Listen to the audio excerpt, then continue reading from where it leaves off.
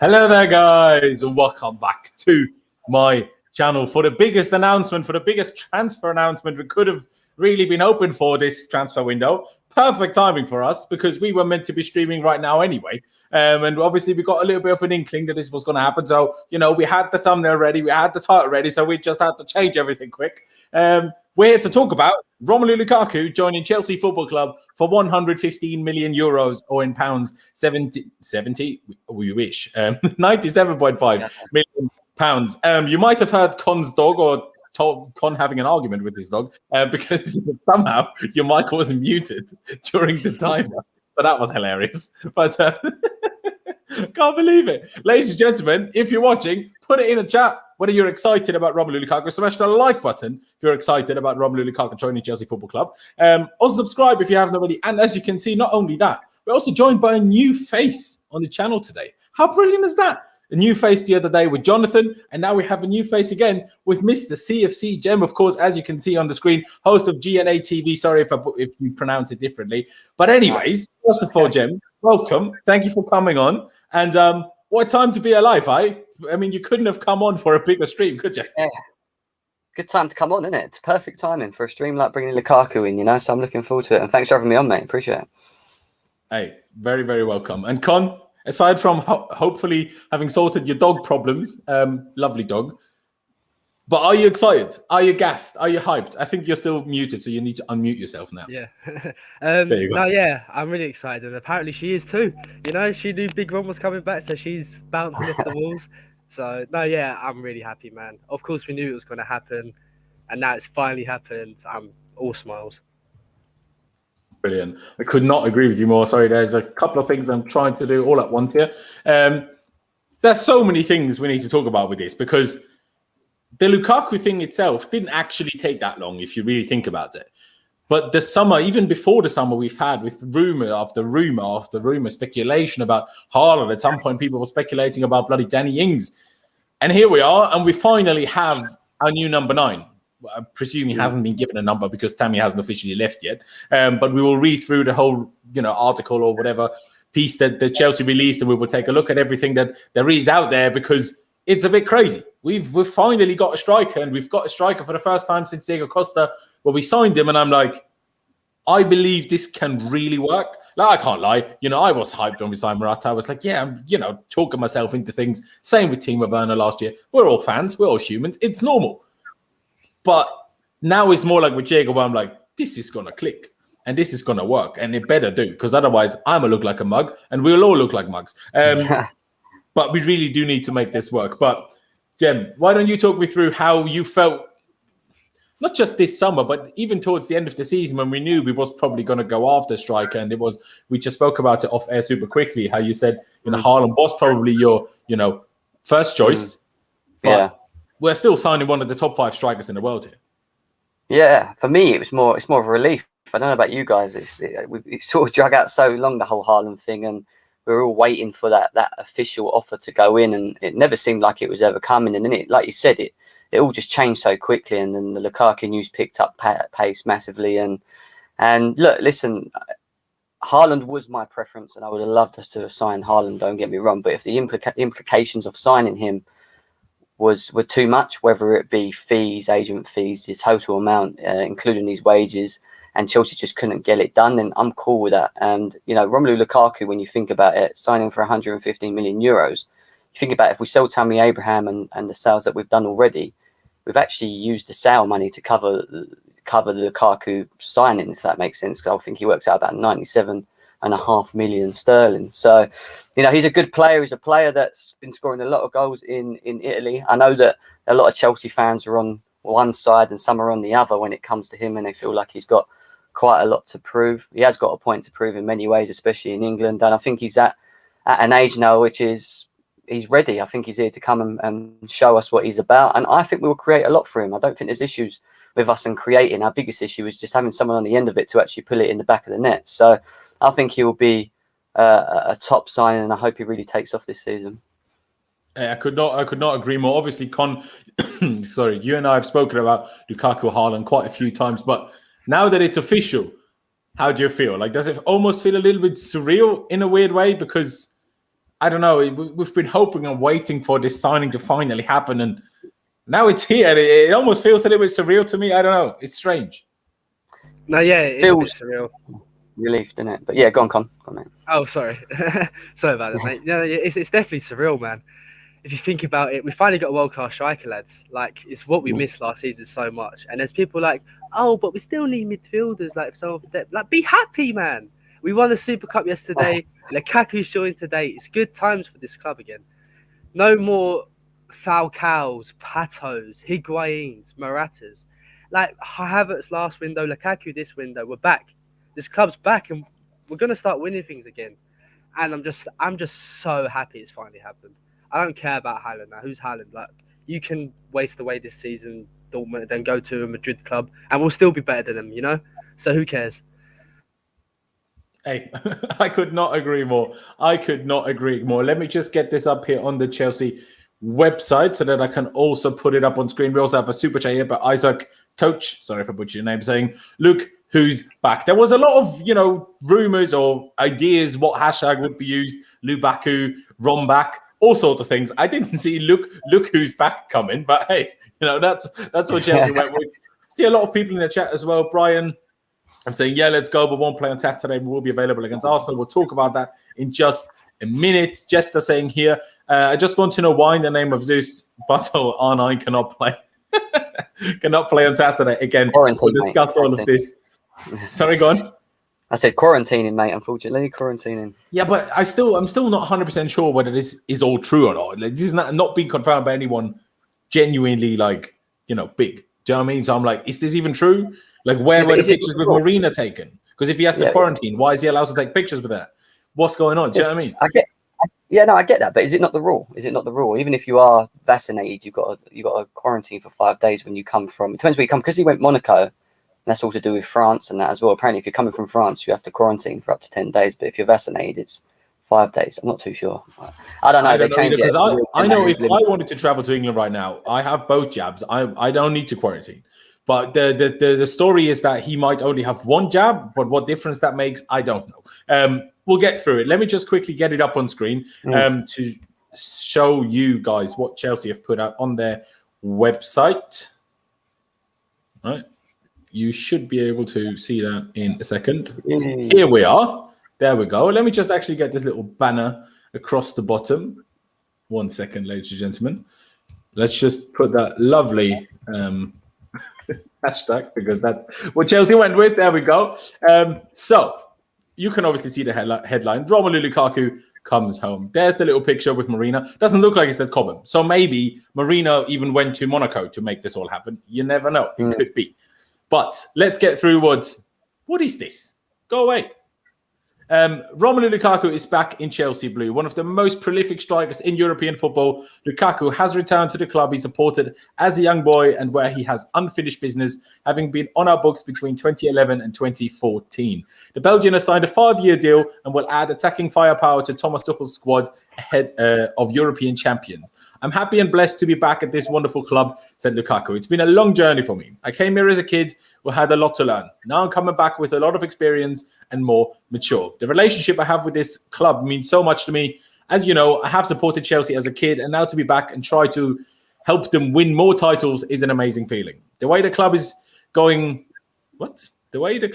fits my ambition. There's missing a comma here, in my opinion. Anyway, fits my ambitions perfectly at 28 and just coming off winning Serie A. I think this opportunity comes at the right time, and hopefully we can have a lot of success together. Since I left Chelsea, it's been a long journey with a lot of ups and downs, but these experiences made me strong, and the challenge is to try and help the team win some more trophies. I can't wait to get started and help the club achieve more success.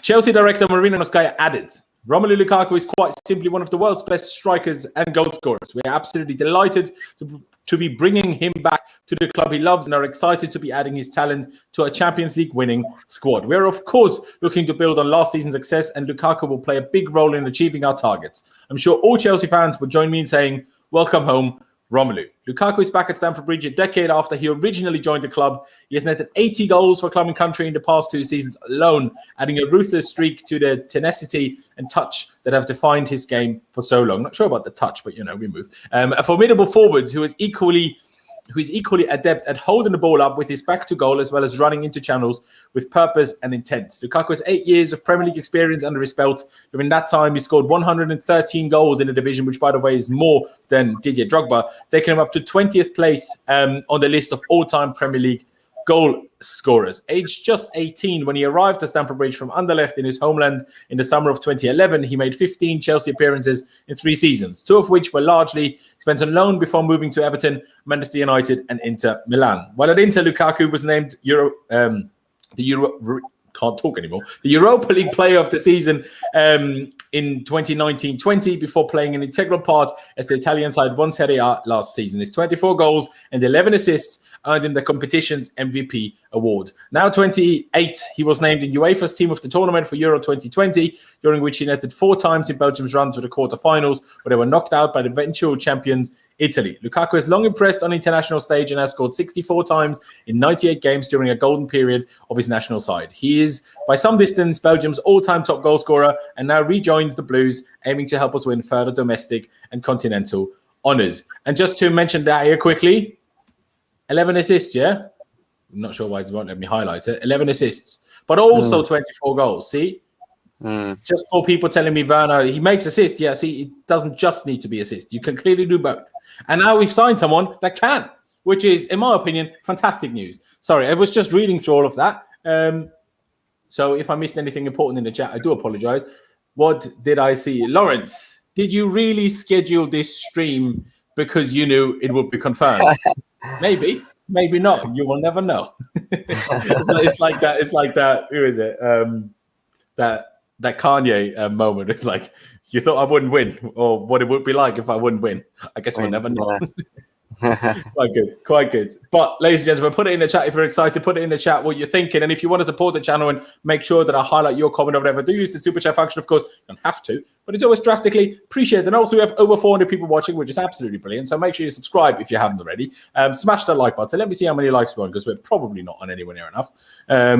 Because that's just how people work. Just go down below, click the like button. It doesn't cost you any money, barely cost you any time, and it really helps me out a lot. To be honest, I can probably get this off the screen now because, you know, it's not really that interesting now that we've already read through it. I would love to show you the video on Twitter, but I'm not sure whether it would play the sound or not. And I'd rather not get copyright strike. So I'm not going to do that. So we're going to leave it at that. But all I can say before I put it back to the boys, I'm just excited by it. You know, I've said it many times. I'm a bit of a sucker for people that like the club, that love the club. I feel like that gives them an extra 5, 10, even just 1% when it gets tough, whether it's a tough game or whether it's a tough run during the season. I think it gives you that extra percentage to fight through it. A bit like we saw with Mason Mount when things were going really badly under Frank Lampard. Who was the guy that was really trying to drag us out of the mud? It was Mason, nearly by himself.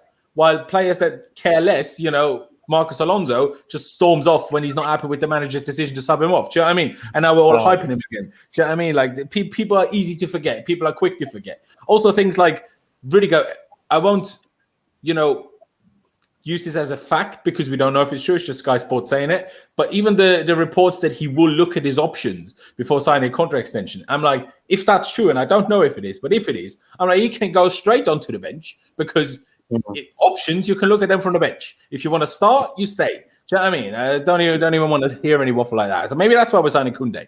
You know, maybe it doesn't even take Aspie out of the side. Maybe it takes Rudiger out of the side if he doesn't want to sign a contract. Sorry, I'm a bit hyped right now. Anyway. It's competition. That's what it is.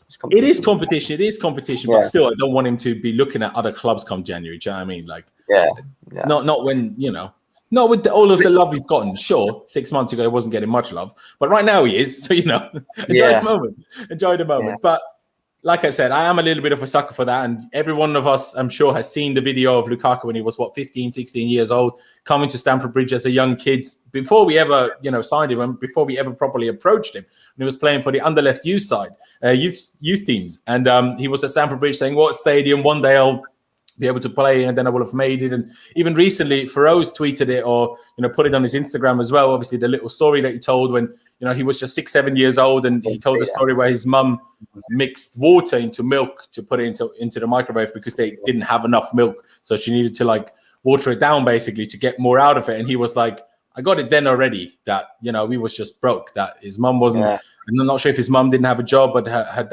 his dad, his professional footballing career just finished. So they were struggling for money badly. And he was like, I just knew back then that I had to make it happen. And look at him now, 115 million of a transfer fee, coming to Chelsea, coming back to where he's always wanted to come. And I'm happy for it. I'm extremely happy for it because I think he's the type of striker that works at Chelsea. And I know personally, I'm actually not a guy that believes in something like this usually, because I'm like, well, if you change the identity of the rest of the team, you can't not always the same players keep working.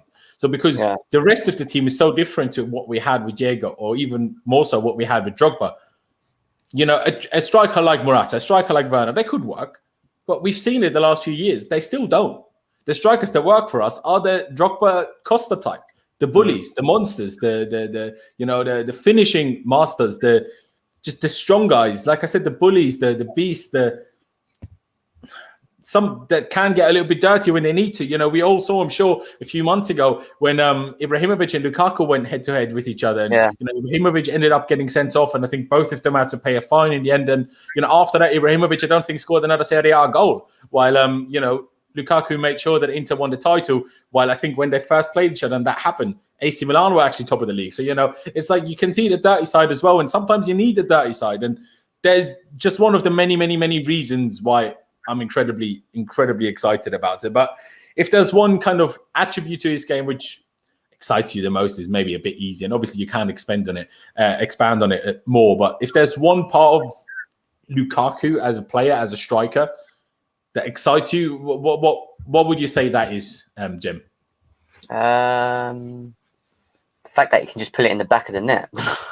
But it's true. It sounds stupid, but at Chelsea, that's true. It sounds really stupid, but that is literally all we need, and we haven't got that at the moment. We thought we had it in Timo Werner when we signed him, and we thought he was going to come and do that. But I think Lukaku coming in now, he does that for us. He's been bought.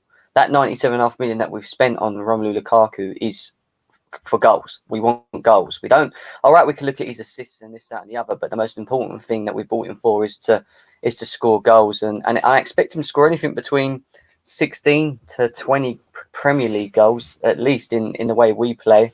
And the people around him are going to have to contribute as well. I actually think by bringing him in, it allows the rest of the players to naturally play in their natural positions now. Because I feel like last season, there's a lot of players that were sort of playing out of position. I don't think Havertz he can play, he can do a job as a false nine, but I don't think that is his game. And then you look at Timo Werner, who is better playing as a second striker off a main targetsman like a Lukaku. I expect him to score more goals now because he will have the movement to run in and around him. So I think Lukaku is massively important from that instance with the goals, but he also allows Tuchel to adapt to different systems as well, because part of the reasons why I think we were playing the three at the back was just because we wasn't scoring that many goals.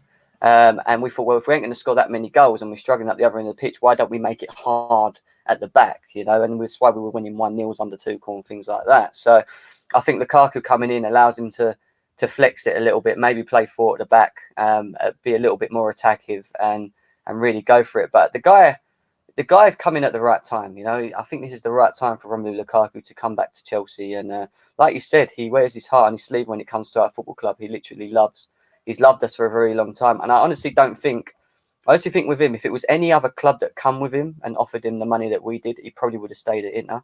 I think it's purely more to do with the emotional attachment that he has with the football club and the unfinished business that he had with us as well. So I'm getting behind him, man. I'm looking forward to it.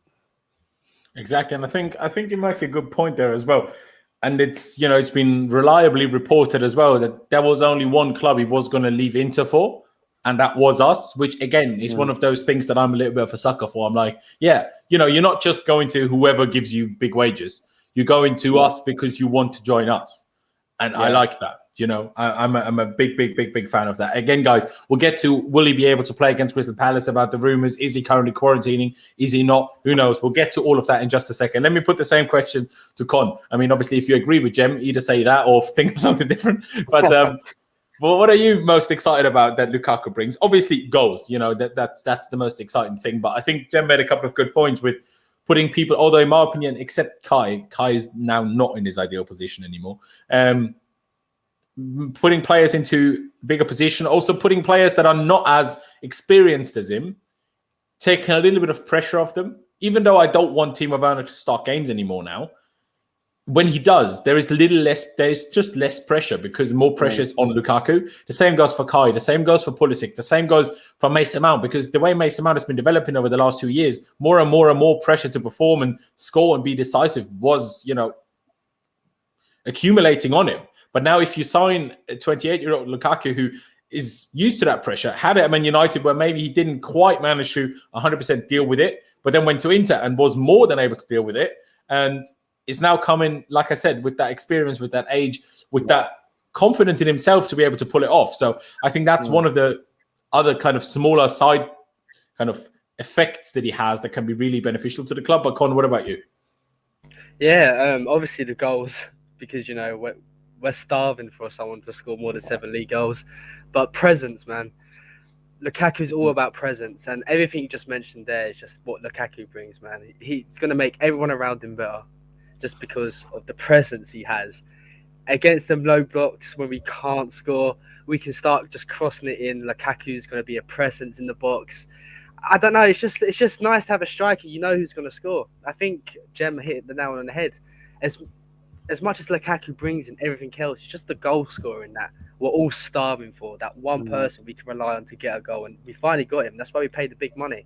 And like you said, that little story he has as well. He's a Chelsea fan from a kid. He'd only leave to come Chelsea. It just makes it even sweeter, man. And I'm so excited. Don't get me wrong, I'd have loved Haaland, but I am not complaining one bit about Lukaku because I feel like this is just destined to happen. He went away, he proved himself. He's one of the best in the world, and he's coming home to do the job. League titles ours this year, baby. Let's go. Yeah, let's go. Hey, that's the thing. What we were planning to do here on this stream, because we were not really expecting Lukaku to be announced anymore today, was doing a Premier League predictions, which I will now probably / hopefully be doing with Lewis and potentially somebody else at 3 p.m. tomorrow afternoon. So, you can't just mention it there, Premier League champions. I think we are genuine contenders. Do I believe we will beat City? Find out tomorrow, but I'll ask Con and Jem about it now because it's big. Do we need another 1 or 2 signings to properly beat them? Potentially. But it's not just about the squad. It's not just about the players. It's not just about the manager. It's also a little bit of luck. How many injuries do you get during the season? How much do you get lucky with refereeing decisions, with, close goals that either on your end just about don't go over the line, or on the other end just about do go over the line? Just look back to City and Liverpool a few years ago when obviously I think it was Walker cleared the ball off the line like that much before it fully crossed the line, and then City won the league over Liverpool by 1 point, 2 points, whatever it was. Yeah. It can be that close. And it's someone in the chat put it there already. Lukaku doesn't score against big teams. Well, first of all, he did in Italy. We'll see whether he does here. But even if he doesn't, I don't think that matters one bit because we beat the big teams anyway. He's supposedly playing the big team as his first game, Arsenal. So we'll see, won't we? If he does come in. Big team, But, yeah, exactly. No, but what I mean by that is just we won the Champions League. The Champions League is about beating big teams rather than being consistently good over 38 games. That's why it's a different thing to win. That's why some teams, Real Madrid, they are better with winning a Champions League than a league because their squad is so high level and high maintenance. Well, less so now. They don't have any stars really.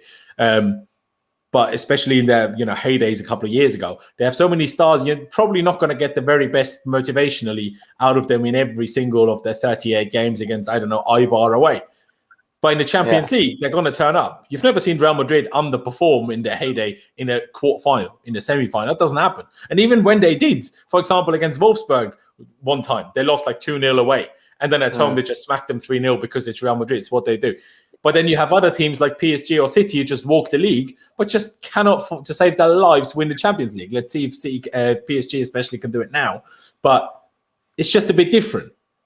Yeah. But what I'm trying to say with that is we clearly didn't have the problems with beating the big sides now. We beat City 3 times in 6 weeks. We beat Tottenham. We beat Arsenal. We beat Liverpool. We beat all of these teams. The teams that we didn't beat is Leeds, Wolves, Southampton, Villa. And if Lukaku turns up and scores 25 goals against those sides, That's what's going to win us the league. Not whether he scores one or two goals against Liverpool or Man City, because we might as well beat them without his goals anyway. Yeah. No, I agree 100%. I think people focus too much on little finer things like that. For example, him scoring in bigger games, like he will score because we will create. I have no problems with him scoring in the bigger games, in the smaller games. In fact, we probably need him more in the smaller games, like you said, low block teams. You know, low block teams can be a bit of an issue for us, especially at Stamford Bridge, where they're all sitting behind. You've got 11 men behind the ball, deep in their own half. And we're finding it hard because we haven't got a focal point. We ain't got someone that we can play off. We've got, last season we had Timo Werner, and he can't hold the ball up well enough, as we know, just bounces off his feet a lot of the time. And then you had Kai Havertz, who likes to drift around and not really hold his position, do you know what I mean, or spin behind. So I think Romelu Lukaku gives us that focal point and presence. Like Con said, the presence is a big thing that's going to really allow the players that are playing next to him, whoever it will be, Werner, Mount, Havertz, Pulisic, Ziyech when he's back, to make runs off him, and not just that, he's good with the ball at his feet, turning around and running at people. His drive and his speed is scary. I can see him doing that a lot, and I can see Tuchel actually asking him to do that a lot, especially on the breaks. So I'm looking forward to it. I really am. Yeah, I completely agree. There's also a comment that the Athletic made, which I just want to read out to you now. It's Romelu Lukaku was made aware just how much Thomas Tuchel wanted him, and Tuchel is a manager he admires. Sources tell us that Lukaku cannot wait to get started. Current Chelsea players are also very excited, again, coming from the Athletic. And that's what I want to hear. Do you know what I mean? Like, we was obviously all hyping the Lampard pull, last summer, when we got Havertz and Werner and Ziyech and God knows who else all signed, which was absolutely brilliant. Now, obviously, we're all a little bit less gassed about signing Werner, but Havertz still, goes.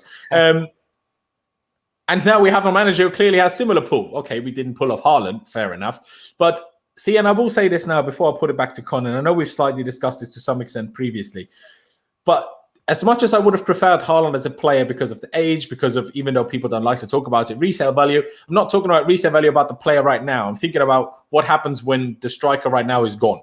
And it makes it easier for us to sign another big striker if you get a lot of money back for the striker you just had, right? But what I prefer about Lukaku is we're not going to see Lukaku leave to a bigger club than us, like Real Madrid is, which would have happened with Haaland, whether it would have happened in 3 years, 4 years, or whoever knows when, right? But it would have eventually happened. I didn't like it when it happened with Hazard. It was just not the type of media coverage that I want to see about Chelsea Football Club. I don't want to sit here reading that, the player, it's always been his dream to go to Real Madrid, and it's kind of like he's had a great time here, but now he wants to follow his dream. That's not what I want to be reading. What I want to be reading is that the dream is to be here. That's kind of Inter just experienced that. What we experienced with Hazard, Inter just experienced with Lukaku for us. Yeah. And Lukaku will not leave for a bigger club. Whether he leaves that when he's 32, 33, 34, who knows? He won't. But he will not leave to a bigger club. He will leave and kind of be either retire or be close to retiring. And in terms of not agenda is not the right word. In terms of what's the word I'm looking for? How things are written. It's just nicer this way, if that makes sense. But Con, would you agree with that? Is that also a part that maybe slightly not makes you want Lukaku more than Haaland, but it's also a thing that is a small positive about Lukaku that maybe not everyone is even thinking about? Yeah. Besides resale value, I think they both have the same amount of playing time at Chelsea. Lukaku might have a little bit more because, we all know Raiola wanted to get that get-out clause for Haaland. And who says in 2 years' time he might want to leave? Sure, we'll get loads of money for it. But we're such a well-run club. When Lukaku retires or does whatever, we can afford another big striker. We're not Arsenal United. We're so well-run, and we'll never be at a place where we can't afford to get a player we desperately need. That's just not Chelsea. Just look at us for the past 10 years. Like, we've never been short of money. We always spend because we sell, and we're good at selling. So as long as that don't change, there's no issue here. And as of right now, I think Lukaku's probably better than Haaland. So, if anything, we've got a player who knows the Premier League, who's but he is further in his development. He's in his prime, and he loves the club. Like, it's just a great deal, isn't it? Like, I don't know. Now we got Lukaku, man. I think I prefer more than Haaland. It's just because that connection there. It's like it's meant to be, Some things are meant to be. Chelsea winning the Champions League last year, Lukaku coming back. Oh, this year, shall I say? I'm sort of lost for words because I'm a bit overwhelmed. It seems a bit surreal. It's a massive signing and it's incredible, man. It's so fucking good. It really is good. Obviously, there, if you haven't seen, obviously we saw it there earlier, but that's the picture of him and Marina holding up the shirt. Like I said, it doesn't look like it's bloody a Cobham, in the usual media press room. So maybe this was in Monaco. Maybe this was also in Lukaku's hotel where he's at currently. And that's also the picture, the artwork, I suppose, that Chelsea just put out, which looks incredible. Doesn't look good because it kind of cuts the screen off. But outside of that, it looks incredible. Let me just change the background because I do see that Lewis seems to be streaming too. Ladies and gentlemen, let's talk about the kind of elephant in the room right now, which is, will Lukaku be able to play against Crystal Palace on Saturday? Obviously, Chelsea's Premier League campaign kicks off Friday afternoon, 3 p.m. Not sure why we have to play Saturday when we just played the Super Cup on the Wednesday yesterday. Why weren't we allowed to play Sunday? In my opinion, absolutely ludicrous. And just, officials, again, not caring about players' well-being. Same as UEFA. Why is there even extra time in a competition like the Super Cup? Like, you don't do that. Like, you just held the Euros. The reason why none of these players are fit is because of your competition. So now you put on another competition, which is why they're now all physically shattered, and who knows how the Palace game will go, right? But the question is, will he be able to play against Palace? Obviously, there was rumors coming out this morning. It was many sources, but none of the like Matt Law, the Athletic type sources. But it was also saying that he has to quarantine. Does he have to quarantine? I saw people talking on Twitter, and the laws in the UK are a bit interesting because if you're fully vaccinated, depending on where you come from, not where your home country is, but where you're traveling into the country from, depending on how long you were in the country you are coming from in before, if that makes sense. Very complicated. But if you're fully vaccinated, I would be allowed to go to the UK without quarantine, being from Austria. As far as I was aware, it's the same for Italy and France. But the rumor is that he's only been vaccinated once rather than twice. There is also a chance that maybe his second jab just wasn't long enough ago because it needs to be 15 or more days ago. So at this moment in time, I don't know. The Athletic said literally this morning the deal is unlikely to be fully done before the weekend. So the Athletic got that wrong, unfortunate for them. But now it is done, and we don't know whether he'll be able to play or not. That is the problem that we have here, because especially after poor Kai had to play 120 minutes yesterday, is he going to be able to play on Saturday? Like, I don't know. I don't know why we didn't put Tammy Abraham on the pitch, to be honest. At least just like, I know he's going, but in that kind of game. Will Tammy play against Palace? You never know. Will Tammy still be here? Who knows? You know what I mean? So, I don't know. Listen, there's no real answer to it because we just don't know. We've not really been told by any tier ones or anyone to say like this is a situation, or Chelsea Football Club ain't even come out and even said it in a statement like this is the situation. Like we're just all waiting to know whether or not he will be training ahead of the Palace game. I think he won't. If you're honest with me, I think it's a bit too early. I think Arsenal will be good for, but I've just got this feeling that the Palace game is going to be a bit too far for him. A bit too close to him. Yeah, no, like even if he is able to play, I wouldn't expect him to start. But I would probably, with one training session with the team tomorrow, hope for him to be on the bench to, bring him on, depending on the result. Either if the result is we're 2 up, so you can't just give him minutes, or you're chasing a goal and none of the players on the pitch are doing anything, so you might as well risk it and bring Lukaku on. But obviously, again, with the whole apparently having to quarantine until Monday, he's apparently training by himself a bit like Mason Mount, Ben Chilwell were for the England team after they were in close contact with Billy Gilmore during the Euros. But obviously they had to quarantine for 10 days, even though during those 10 days, I think they served about 12 negative PCR tests, which is, again, why do you have to quarantine for that many days if you have so many negative tests? Like, it's a little bit silly. That's another story. I will also say, and I don't... Go on. So that's another story for another day, that stuff. I don't probably go into 100%. And I don't want to go political here, but I just want to say, if the story is true that this is because he didn't want to get the second jab yet for whatever reason, see, this is what happens. See how many people you can let down if you choose not to get vaccinated. Yeah, that's true. Yeah. See? I mean, you might not all be Romelu Lukaku, but you never know. You might be, some people might depend on you.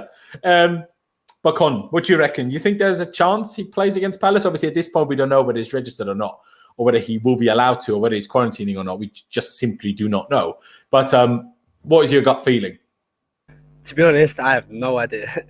I very much doubt it. This is the insight I bring Con on the channel for. I really much doubt it. Even if the quarantine stuff isn't true, I doubt he would have started anyway. Just because like he would have such a limited training with the squad. So he could be on the bench if he doesn't have to quarantine. But if he has to quarantine, it looks like Arsenal. That'd be a great debut for him. But I wish Kai Havertz didn't play 120 minutes yesterday. Because when he took that penalty, did you see how shattered he was? Kai doesn't hit penalties low. So the fact he did, this guy is absolutely, his legs were gone. So to be fair, he's also never taken a very important penalty, Like it's been by far the most important penalty in his career. I think the pressure also had something to do with it. No, I don't think Kai feels pressure. Like he scored a Champions League goal, has the composure to take it round Ederson and slot it back in the net. I don't think pressure is something he really, something that I was just going to give him a bit of an excuse, bro. Come on, don't ruin it. Bro, no, he missed so Kepa could be the hero. That's why he missed so Kepa was the hero, bro. That was the story. Like he had it all planned out. It's like Jorginho missing against England just so he wouldn't be booed all over England for the entire season. Exactly, bro. We have 2,000 IQ players, bro. So we're an intelligent team. But back to Lukaku, bro. I have no idea. But you know what? If he somehow miraculously can get at least on the bench, I'm a very, very happy man. I'm always surprised when I see people like Aspie taking pens, but then when he takes it like he did yesterday, I'm like, yeah, that's why he takes it. What a pen! Like, it was, wasn't it? It was like bottom cool. I was like, yeah, that is a pen. I tell you. Just quickly, Adash, can you put his agent's Twitter just in the chat so I can look at it myself? Because, like I said, he is meant to be training by himself at Cobham anyway. Like he is meant to. He's apparently in a hotel close to Cobham for that very reason. But the question is, does he training at Cobham with the team, or does he train at Cobham by himself in isolation?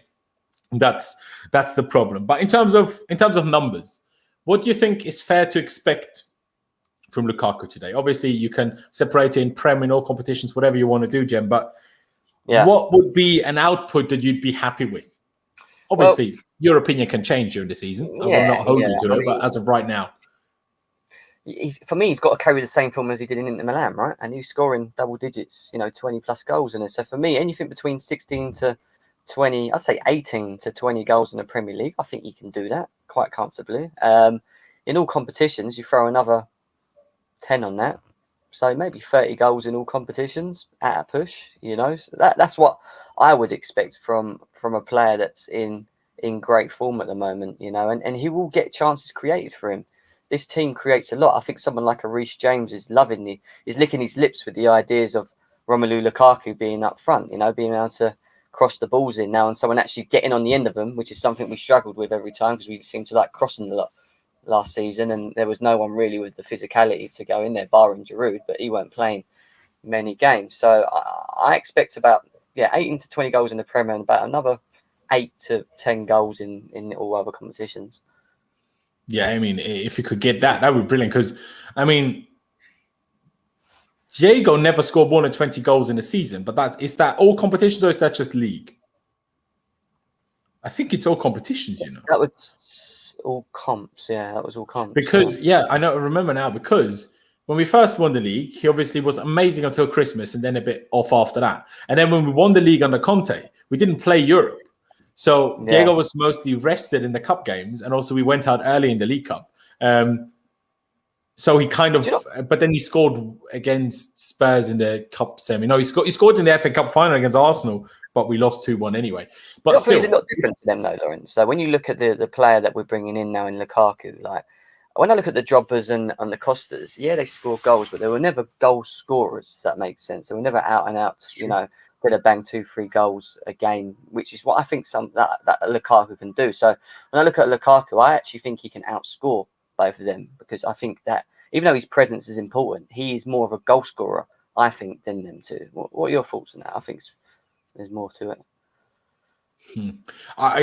With Drogba, I definitely agree. Not sure I agree with Diego as much. But I think it's difficult to judge because I think we also have... I know we won the league with, obviously, both of them. But especially compared to Diego, I feel like we have a more creative team now. So I think there is because how many chances did Diego miss? Diego pretty much scored nearly all of the chances that he had. So like he didn't really have that many more. But he wasn't as created as much as he is with this team. I think this team. No, that's what I'm trying to say. That's what I'm trying to say. So I think Lukaku can score more, but I think Diego might have been able to as well in this team, if that makes sense. I hear that. Yeah, I agree. Yeah. I think Jem's spot on because I looked at Lukaku's numbers and I think it's something like 19 goals in 23 Europa League games. It's like, I think 9 UCL goals in 12 appearances. It's like 200 Prem goals or something like that. Serie A, his numbers are mental. If you look at just his numbers, they're absolutely ridiculous. Like he will score goals. And I think, he can outscore Drogba and Diogo in a single season because he's prolific. Them two wasn't really prolific strikers. Lukaku is. And he's got that physicality they both brought. I'm so excited. So excited. Oh my, like just if you just look at him, like he's so big. Like it's meant to. Let me bring that picture up again. I mean, obviously Marina Granovskaya is a woman, but she's not. Marina is not a small woman. Like when we've seen her take a picture with other people, she's not small. Look at how much bigger he is. Look at how big he is. He's actually worked out as well. Have you not seen that? He's really worked on his physicality, his body, and everything. He's all muscular now as well. He's not just a big lump. He's actually he's ripped. You know, he's solid. Exactly. Like that's also something that I wanted to touch on. Not only did he improve as a footballer when he went from Manchester United to Inter Milan, also Inter Milan seemingly, unlike Manchester United, have capable nutritionists because it took him a couple of weeks, a couple of months to lose drastic amount of weight. You know, there was always the joke about him at United that he's, too big. Not necessarily saying he was fat, but that he was just too big and couldn't lean down. Yeah. And, with the bootcut jeans and all of those jokes and the Timberlands and whatever else they was joking about. And obviously his touch. And he goes to Inter, loses drastic amount of weight, looks in incredible shape. Like, unbelievable. He looks like a boxer or an MMA fighter that's just cut down for a weigh-in. That's what he looks like on an everyday basis, which is insane. But also, at least reportedly, for about the first 3 months of him being at Inter, all Conte did with him in training was fire balls at him for him to control them, just to get his first touch better. For 3 months, that's pretty much all he did in training. And look at him now, because if people tell you, he still doesn't have a first touch, doesn't score against big teams, that's old Lukaku. Let's see. Obviously, I'm not saying this is factually going to be great now in the Premier League. Maybe in Italy has a tad more time to control the ball, which makes it a little bit easier, of course. Maybe also the Italian league isn't quite at the same level as the Premier League. That might also be true. But I can only judge from what I saw. And, people will tell you Ronaldo is the greatest player in the world, but they will not tell you it's only because he's in Italy. So, which is it? You can't have it both ways. Do you know what I mean? Especially United fans, they will tell you Ronaldo is the greatest player in the world. And, who cares about Messi? He's only going to Liga. Okay.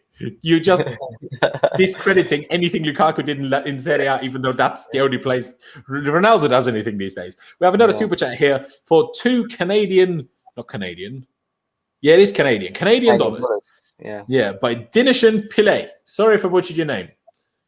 I wish all of you could just, whenever I say your names, I would just send me a voice on like Insta DMs so I listen how badly I got it wrong. Anyway, what he said here is Chilwell and James will get 10 plus assists each with Rom. Well, I bloody hope so. That'd be fantastic. That would be more than brilliant. Well, that's where the creative element will be for us, I think, next season. I think if we continue playing the three at the back and we have our wing backs high up the pitch, we'll look to play it out in the wings, which we do, and make sure we get them balls in, So I expect them to really have high levels of assists, providing Lukaku puts it in the back of the net, which we hope he does anyway. So we'll see. 100% agree. I mean, even yesterday, obviously, it's also a case of, especially against the slightly lesser sides, they park the bus, they put a low block, especially in the center. They let us kind of have the wings. So not just will it be a tactical approach from us, it will be a tactical approach that we're forced into because the center is usually shut down by the opposition. So the better that our crossing and our deliveries and then the movement and finishing by Lukaku in the middle gets, the better it can only be for our output and for our, season success, I suppose, for our season success. Because, I do want to touch on the Super Cup from yesterday a little bit before we get back into a little bit of Lukaku roundup before we end it here in a little bit. We're the ultimate champions of Europe right now for the first time since 1998. Not only did we win the actual trophy, we also won the trophy between the two trophy winners, which 2012, we were meant to be the favourites because we were the Champions League. Yeah, we got battered by Radamel Falcao. Liverpool was close. Bayern Munich was close, but in those games we were supposedly the underdog because we were only the Europa League winner. Yeah. This time we was the Champions League winner. We turned up to the game. First half was, as you'd expect, first 40 minutes. But then Ziyech got injured and everything kind of shit hit the fan. And then we was in trouble. Yeah, it was in big trouble because no one could control the ball. No one could be bothered to run anymore aside from Alonso and Chalobah. And Villarreal were quite frankly all over us until they scored. And then we realized, there's a football game going on. Maybe we should turn up. That's what they did. Unfortunately, we couldn't get another goal. But in penalties, Tuchel with the masterclass, Kepa with the masterclass, and we now have a new cult hero at Chelsea Football Club, which is great to see, in my opinion. Honestly. But before I put you guys on the thoughts on yesterday, and obviously anything else you want to add to Lukaku and what I just said as well, let's not kid ourselves into thinking we were great yesterday. Sure, we just came from a tough pre-season, and obviously had a lot of training sessions. A lot of the players aren't fully fit. But again, the players that started the game, they are kind of meant to be pretty much fit. There's a couple of exceptions, but most of them are meant to be fit, I mean, maybe there's a reason why Alonso was the one that kept charging because he was here from day one.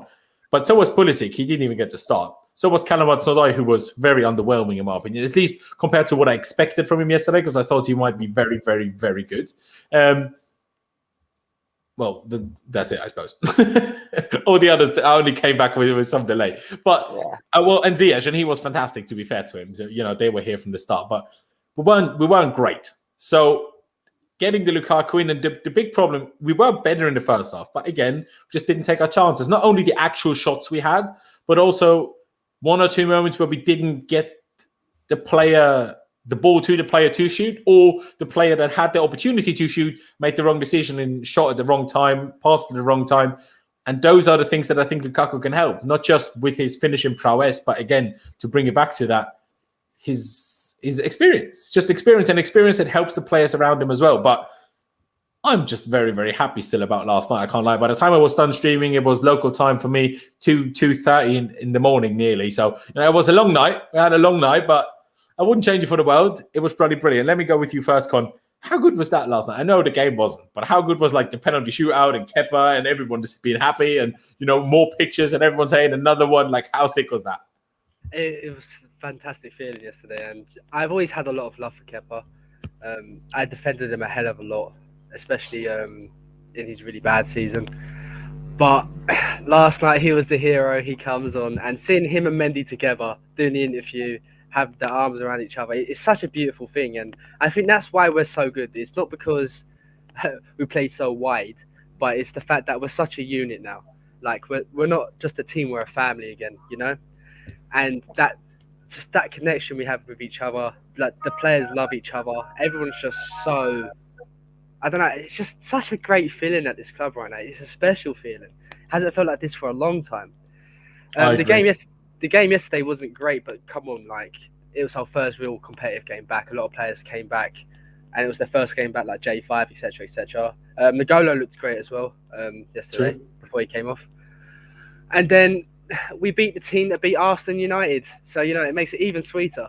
And the fact we can do it on penalties, and people always mock Kepa for his fee, but De Gea supposedly was one of the best keepers in Premier League history to United fans, bottled their Europa League for them, but Kepa steps up for us. So also guarantee Kepa would have scored a penalty if we went to that. Exactly. Guarantee he would have smacked it. 74 million, and he's won 3 European trophies. Call him a flop now. That's more European trophies than Arsenal and City combined. So it was great yesterday, and just to win another trophy, seeing Asby, because you know what, my love for Asby, Laurenz, is ridiculous. And when I see him lift up a trophy, I just can't stop smiling. And let's hope, we're talking about this in just under a year's time about Asby living up the Premier League, because that feeling there with this squad, that will top it off. Yeah. And I mean, Melinda put it there in the chat. What Tuchel did to this team is so sick. And Mod tweeted it today, and it did the rounds. If Tuchel, he said if Tuchel wins the Club World Cup and the Premier League, to be honest, it's just if Tuchel wins the Premier League, Tuchel is our greatest ever manager, because no other manager has won the Champions League and the Premier League. I know Jose won 3 Prems, but, 1 Prem, 1 Champions League. Whole round. Yeah. Exactly. Especially if he gets the Club World Cup too. It's not even a debate to be had after that anymore. I think Yeah, Go on, I go think on. the biggest thing with touched on it. The biggest thing for me, and it doesn't get spoken enough. We talk about the players and what they've done. I think what Tuchel's done since he's come in, the way that they're all so together. When you looked how they were under Lampard, you didn't really get that feeling that they were as of a unit, if that makes sense. It was like they didn't know each other. When I was watching them on the pitch, I was like, do they even know how they ever played with each other? I was asking questions. They even train with each other, because sometimes when they were playing, it's like they didn't know where, if when people were making runs, or they weren't tracking like the players' movements and things like that. And Tuchel's just he's put a system in place. They've all falled for it. They've all collared onto it, but not just that. They all love him as well. And he has such a hard job in the first place anyway, because he's balancing all of these big characters and keeping them all happy while still rotating the squad. And to do that is such a hard thing to do as a manager, because he's keeping them all keen and wanting them to play. Usually you have 1 or 2 players, 3 players stirring up the squad because they're not playing as much, they want to leave, etc., etc. But he's really doing so well at balancing that, and that's something that I think is massive, massive in what he's been doing up to now. 100%. No, I couldn't agree more. But what scenes as well at the end? Reece James, I'm sure you've all seen after obviously they all ran over to Kepa. Reece James, I don't know whether the Villarreal fans triggered him or what happened, but it was just screaming and holding the shirt up to them. It was brilliant. Again, a sucker for it. I just love it when they go mental like that for the club. Do you know what I mean? And I was happy with the whole Mendy and Kepa being so together. And it was interesting what Tuchel said post game as well, that ever since the first cup game that he was in charge of against Barnsley last season, before that, the goalkeeping staff came to him and said, well, we have these stats about pens type thing. Obviously, at the time, it was still with Willy Caballero involved too. But basically, the staff, Tuchel and the rest of the staff sat down with all 3 goalkeepers at the time and told them, right, whoever of you is on the pitch, if we go to a penalty shootout and we have a substitution remaining, and one of the guys that's better at pens than you is on the bench, we will make the sub. And yesterday it went perfectly well. Maybe if the staff did that with Kepa when Sarri was here, because who knows whether Sarri wanted to take Kepa off in that game against City because Caballero is better at it. Who knows whether it was just because he thought he was injured. We don't know. Obviously, Kepa wrote that article, which was beautiful to read, and he apologized for it. But even then, in that, he didn't make it clear whether he knows whether Sarri wanted to because Willy's better at penalties, or whether it was because he thought Kepa was injured. If that was made clear at the time, I'm sure also Kepa would have come off, just without any issues, like many did yesterday. And I think that's the, Con mentioned it there, the spirit. That is the true sign of spirit. The one goalie comes off, the other one comes on. Mendy was brilliant during the game, sure slipped for one of the goal kicks, but then made up for it with a world-class save. And then, they do the post-match interview together because, them 2 goalies won it for us, essentially, obviously, plus Ziyech's goal. Yeah. But you can't really ask for more. I do quickly want to touch on Ziyech before we get back to a little bit of Lukaku. How unfortunate for him. I mean, that guy just cannot catch a break to save his life, can he? Have either of you heard anything about the severity of the injury? Not yet. I've looked at a few things. So I follow this sort of sports... what are they called? A sports scientist or something like that. And he looked at how Ziyech was, and he said it could be a long time. And then I seen something again saying it could only be 2 weeks. So I think the time frame we might be looking at would be from 2 weeks to like 2 months, depending, because shoulder injuries can be quite bad. Yeah. So fingers crossed, it's not. And it's such a shame as well. Because if he's out for 2 months after having such a good preseason, it just sums up how his Chelsea's career has gone so far, hasn't it, really? Yeah, no, honestly. I mean, I touched on this yesterday already. Obviously, we had only one friendly last season before the season started against Brighton, gets injured in that. Comes back, plays 3-4 fantastic games against Leeds, against Sheffield United, against Burnley as well, I'm pretty sure. He was brilliant in those games. Absolutely brilliant. And then he gets injured again, and then he never managed to find his form anymore. But yeah, it's one of those, like, I'm not an expert. I just used to work as a paramedic, so I know like the immediate things to do with a dislocated shoulder, which is what it looked like. And just a few of the things you just don't know. From what we saw, you don't know, because if you had a torn tendon around your shoulder because of it, that can be a problem. Because if it, rips your arm up type thing. So to dislocate it in the first place, depending on how quickly and how hard it dislocated, it can rupture a tendon, it can rupture blood vessels, and the blood vessels then can fill the shoulder socket with blood, and then you can't just put it straight back in. You need to give it time to heal and get the blood out. It's all a little bit of drama, so you just don't know. Like Con said, it could be 2 weeks, could be 6 weeks, 8 weeks. Someone said yesterday, if it's super bad, it could be 6 months. You just don't know from what we saw. And but what I do know... Sorry, Laurenz, don't mean to interrupt, but Tuchel's interview afterwards didn't look too promising either. When they asked about CH, he was like, very true. It happens, and he wasn't filled with confidence. That was only a knock. The thing is, what's so frustrating from Ziyech's aspect is that he looked really fit over pre-season. He looked sharp. He had a bit of a hunger to him that I didn't see last season. I thought he played okay, but he had games where he disappeared. This season, he just looked like a different player. He was hungry. He was ready. He looked sharp. The pre-season worked, and then this goes and happens, and it's like, what much more unluckiness do you need than that now? Do you know what I mean? And now he's going to be benched by the looks of it for a while, and it's just unfortunate, especially in this form. It's the one thing I will say did look good though in the celebration videos that we saw from inside the dressing room.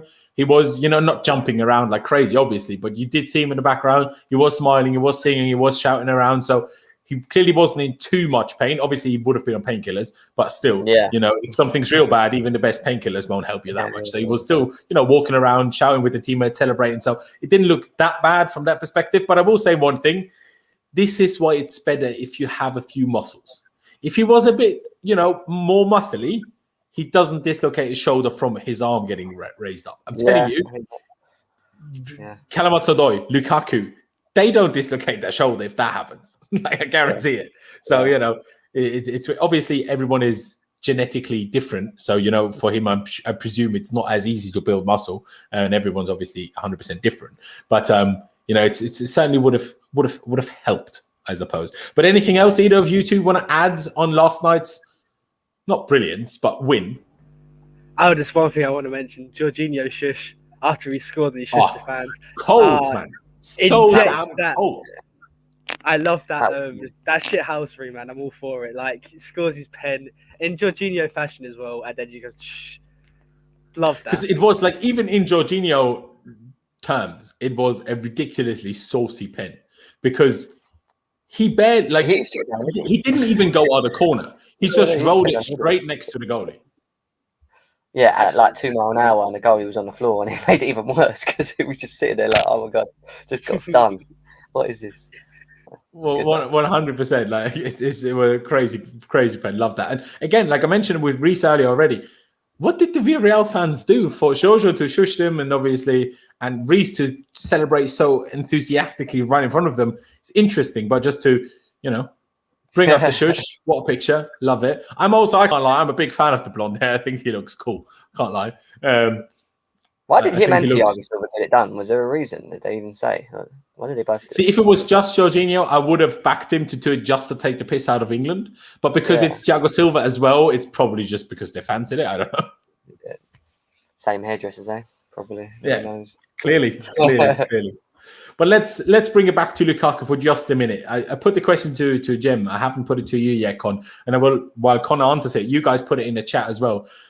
I would love to know what everyone expects from Romelu.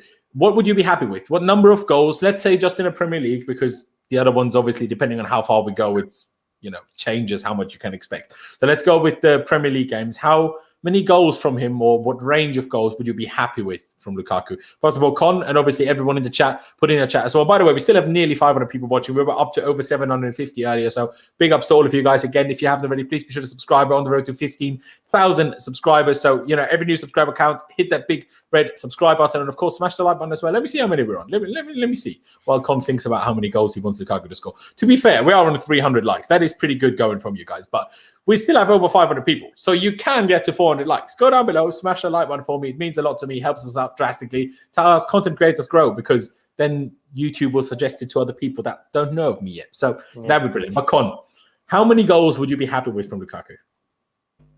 Just in Prem, minimum around 16, I'd say. I'd be the bare minimum. And what I think will happen will be around 24, 25-ish. If you look at Lukaku's track record, even at United, there was only one season where he didn't bag over 20 league goals. So, it's destined to happen. Chelsea striker curse happens. I'm going to put my head down the toilet and flush it, but hopefully we can get around that 24 mark, but minimum around 16. Yeah, to be honest, I'm not sure I'd be that gassed with 16. I think he needs to get 18 for me to be happy with it. Yeah. Obviously, unless he has injuries, that obviously plays is a different situation. But if he stays fit, I think I'd need 18. Like goals, we're not saying assists, like Farkad said here. 25 goal contributions. To be honest, like we made too much of a drama about the assists. I want him to score goals. I want him to score goals, and that's it. But I've seen a few 25, 24, 25. Reza saying 18 plus, which is where I'm probably at. 23 to 27. Hey, if he gets anywhere near 27, that's outrageous. Do you know what I mean? There's a couple of questions I do want to put to both of you, though, before we round it out here. Number one is, do we give him the 9, how it's a bit cursed, or do we give him the 18, which he had before? Let me go with you first, Jim. See, the problem with the number 9 is ever since Belarus decided to wear it as a centre-back, it's been cursed, So, that's outrageous anyway. It's like Asamoah Gyan in the World Cup 2010. We give a number 9 shirt to Belarus playing at defence. It's just ruined that shirt. I don't know what he's done to it, honestly. But I think you've got to give him... I don't want to say that because the number 9 comes with so much pressure, and it's like, you give him the number 9... I think he'll be fine with it, but I think he'll want the 18. Apparently, I think he'll want the 18. According to Adash, saying Lukaku registered as number 18 right now on the Premier League website. Obviously, Tammy is still here, so we can't physically register him as the 9 right now. Yeah. So it might just change. Who knows? Put the 9 in, I don't know, leave it in a corner in a drawer or something for now, Yeah, just retire it, Retire it along with the 25 and the 26 for different reasons, but just retire it. Con, what about you? Would you rather him the 9 or the 18? Well, or another number, I suppose. I want him to take number 9. He signed for 98 million. The pressure's there already. I don't think the number 9 is going to make much difference, to be honest. If anyone's going to break that curse, it'll be Lukaku. He's destined for it. A decade later, he's back at Chelsea in the prime of his life. Take the number 9 shirt, mate. Score them goals and win us the Premier League. Hey, yeah, I back him. I back it. I had another question for you, and I can't think of it to save my life. The number and what was the other thing? Are we winning the league? We're not winning the league. I mean, will we win the league, Jem? We should. We've got no excuse not to compete. Is probably the best answer for that. I don't know about. I think we can win it. Don't get me wrong, but I always put the champions as favourites. I've just always done that. And the fact that Man City won it last season, they should be the favourites. I expect them to win it again. I think Chelsea have always been better when they're not under pressure. When we use the underdogs and no one expects us to do anything, this, that, and the other. I always try and ride with that pressure, just out of my experience of being a Chelsea fan, And that's just because when you've looked at games last season when we were, in fourth and we needed more points and it took us 7 points away and we'd lose it. And I'd be like, it's because of the pressure. See, as soon as we get pressure and we know that we need to win this, because if we win this game, we get away from everyone. So for me, I think we've got to be second, third at the maximum, but second at least, and then within about 4 points, 5 points, close to him. I would agree. I want to win the league, but I would be okay if we come second within a reasonable distance, like you just said, 4, 5, 6 points.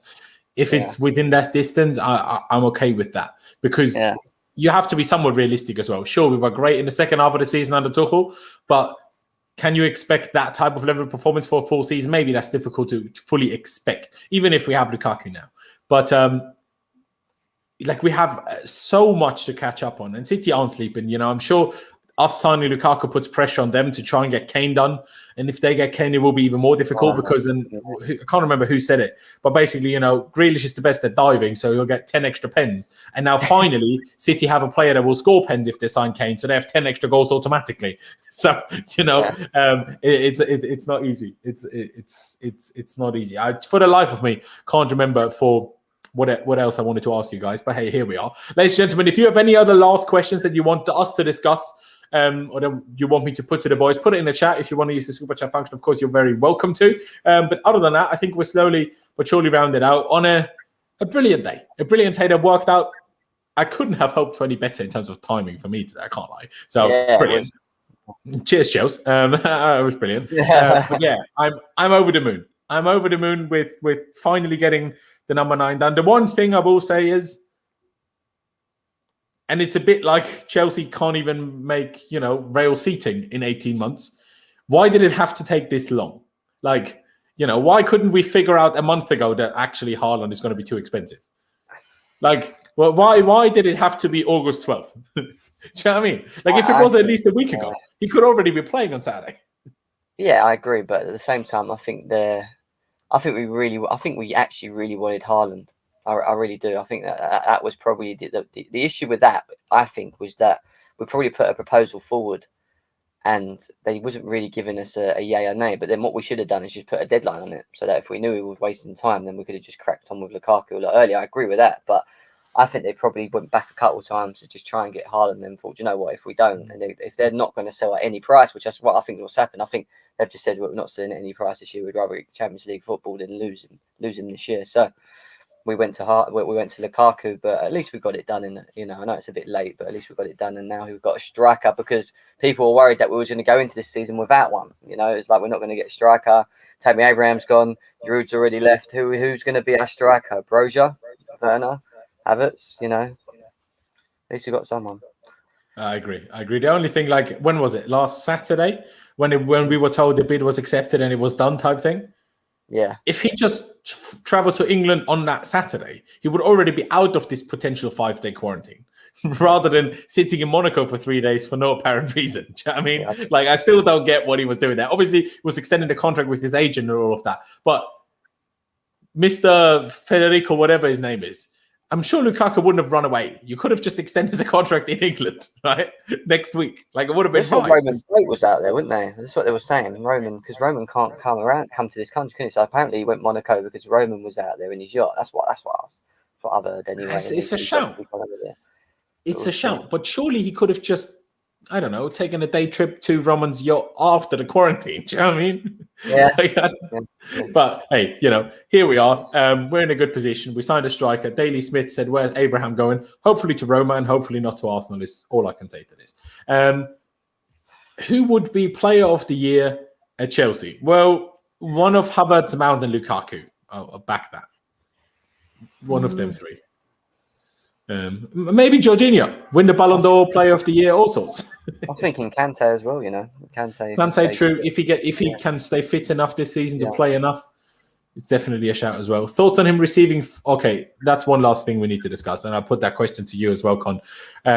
Thoughts on him receiving 450k per week according to the Athletic. Now, let me spill some beans on how football works. Okay, 450,000 is before tax. Everyone's wages before tax are astronomical. After tax, he's on under 200k a week. He's on 190k. At least that's what the Athletic and Fabrizio Romano reported a few days ago. Maybe that's gone up a little bit, including a few bonuses. But he said to get a net 12 million euros per year, which is divided by 52 is 230,000 in euros, which converted to English pounds is 190,000 pounds. And before tax, that's 450,000 euros.